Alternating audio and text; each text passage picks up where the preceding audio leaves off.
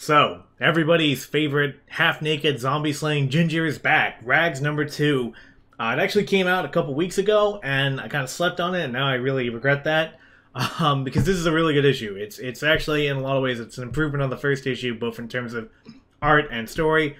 And unfortunately, I have to start this video by talking about everybody's subject that they pretend is their least favorite, but is really secretly their most favorite. So if, for whatever reason, you weren't awake at 5:30 Eastern this morning, you probably missed this live stream that I was actually on with on Ethan Van Sciver's channel, Comic Artists for Secrets, and it was me and Ethan Van Sciver and then Mike Miller. Mike S. Miller, who is the... I knew him before all this started, you know, not personally, but I knew that he was the artist on Injustice. I actually really liked the art on that, even as the story started to become more and more nonsensical. Mike Miller, if you don't know, this Saturday he's launching his own crowdfunded campaign called Lone Star. Mike Miller, very conservative Christian type, and was the way that he describes it, he was blackballed from the industry back early 2000s, and was only able to get sporadic work here and there. The Injustice thing happened, it raised his profile again. And so now he's sort of become a member of Comicsgate because he and Ethan Van Sciver were friends, I guess. And so a few days ago, if you're not on Twitter regularly, you may have missed this, but Mike Miller drew this poster, the Comicsgate Alliance poster. And you can see on it Ethan Van Sciver's Cyberfrog and Salamandroid, Mitch Breitweiser's Red Rooster, Mike Miller's own Lone Star, and then, of course, the Jawbreakers right here. And then there's POTUS Thump and Splato Delgado. This poster caused some controversy. It basically gets into, what exactly are we doing here? And it gets into, is Comicsgate just a way for pros that are on the outs with the industry? Is it just another way for them to make money? Or is it more of like a social movement, I guess? Because if you look at this poster, one thing you'll notice is that Regina Rogowski isn't on it, even though RAGS has been part of the community since as long as I can remember, at least as long as I've been active on Twitter. Don't know if they're necessarily one of us, necessarily. I mean, they can define themselves however they want, but they definitely, it became a big hit within this community. It's like, here is a female protagonist who is not a Mary Sue, who actually has real depth to her and actually has real flaws and is treated like a real person. Regina Rogowski, along with a lot of other properties by people that are not as well known as, Ethan Van Sciver and Mike Miller and John Malin, but still properties that, to the extent that they have an audience, they have it because they're in this community. So it caused a lot of a stir. It's like, is this poster here, is this what Comicsgate really is? I personally, my own view on this is that this is Mike Miller's fanfiction, essentially. But he represents himself, first and foremost. This is his view of what Comicsgate is, and I'm sure that view is malleable. I'm sure that he's not stuck in stone or anything.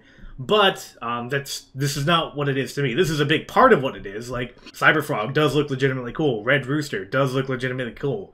Jawbreakers Lost Souls, legitimately cool. Lone Star, the few pages that I've seen that, looks legitimately cool. So I'm looking forward to all these properties when they finally come out in physical form, but that there's other people that have worked pretty hard too within this little online community that also deserve recognition, and first and foremost among them is Brian Ball, Trent Luther, and the rest of the RAGS team that have really made headway and really made a lot of allies, and they've made a lot of fan base for themselves. On the stream, basically what I tell Ethan Van Sciver is that, nobody has an obligation to promote anybody, right? The only obligation you have is to make more money for yourself.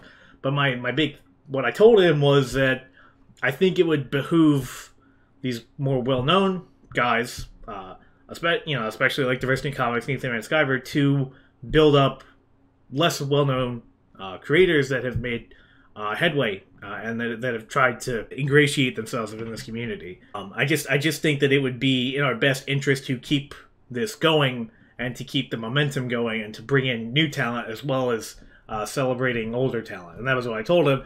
And I realized, of course, that I can't honestly tell him that if I'm not also doing what I can to promote smaller creators. And it's something I keep saying I'm going to do, and I don't follow through on it as well as I should.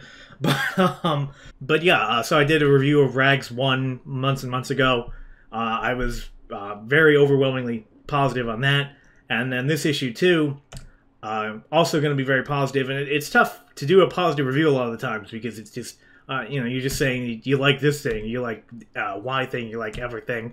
I was looking through some of the comments on the live stream, and one thing that people were pointing out is that this comic really isn't for everybody. I mean, it's definitely not for kids. There exists an uncensored version, but apparently it's not out yet. People swear a lot, there's violence, so it's definitely not for kids. Not everybody's a fan of the black and white coloring, but frankly, doing like full color is kind of a pain in the ass.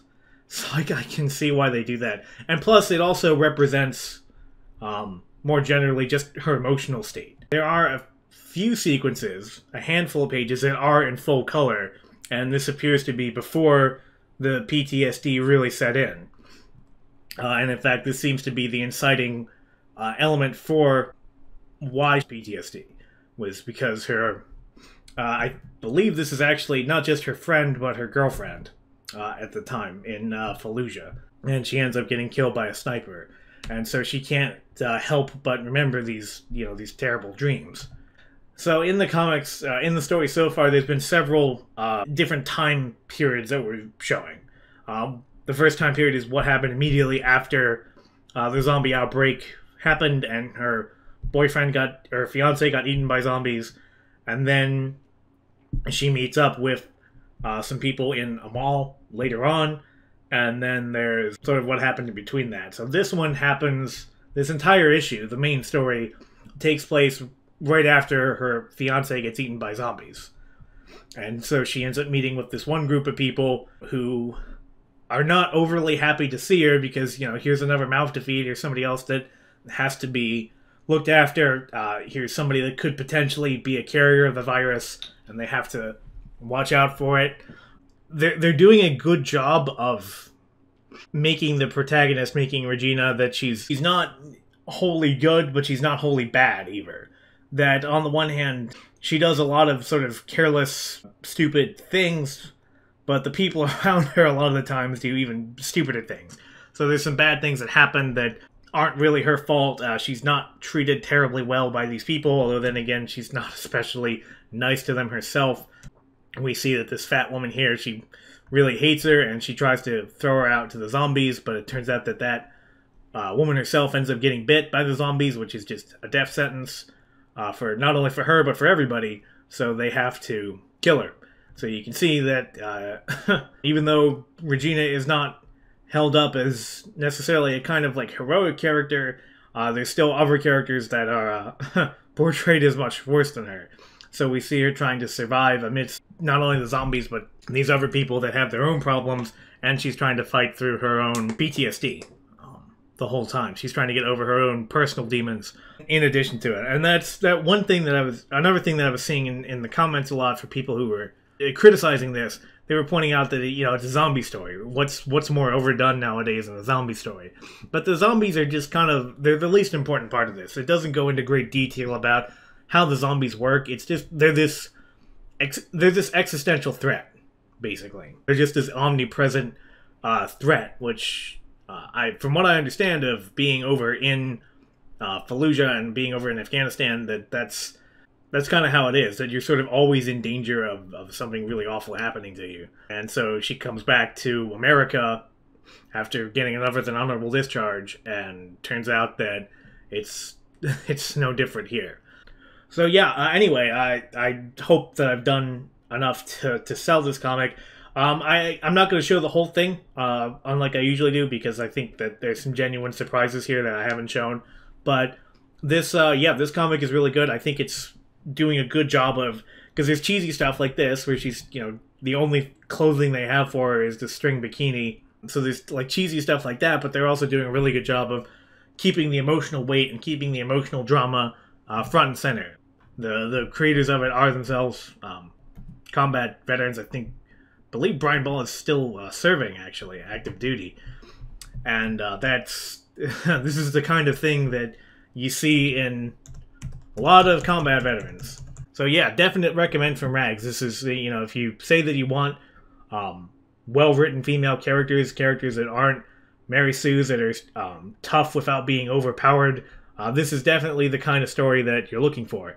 Like I said, it's not gonna necessarily be for everybody, but it's not family friendly or anything, but it's a really good story. Tell me what you think. Tell me what your opinion is. Tell me if this convinced you to buy it. I'm going to leave a link to the Comic Central link in the description. And if you don't like digital, they are coming out with a physical copy through press in August. So hopefully that will help increase their profile. A lot of people, they're not big on Antarctic right now because of the whole thing with the Diversity in Comics and the Jawbreakers Lost Souls deal falling through. As far as I'm concerned, Antarctic Press was the big victim in all that. The SJWs didn't really lose anything. Diversity in Comics, if anything, it only helped him. But Antarctic Press was the one that really lost out. So I actually just feel bad for them, and I actually want to support them. I know Timothy Lim's Black Ops just came out through Antarctic. I've been trying to find a copy of that. But yeah, I think that this is definitely the kind of comic that deserves support, and I hope that this review and these other videos will maybe convince you to buy it. So, in any case, this is Unranked Chevron signing off.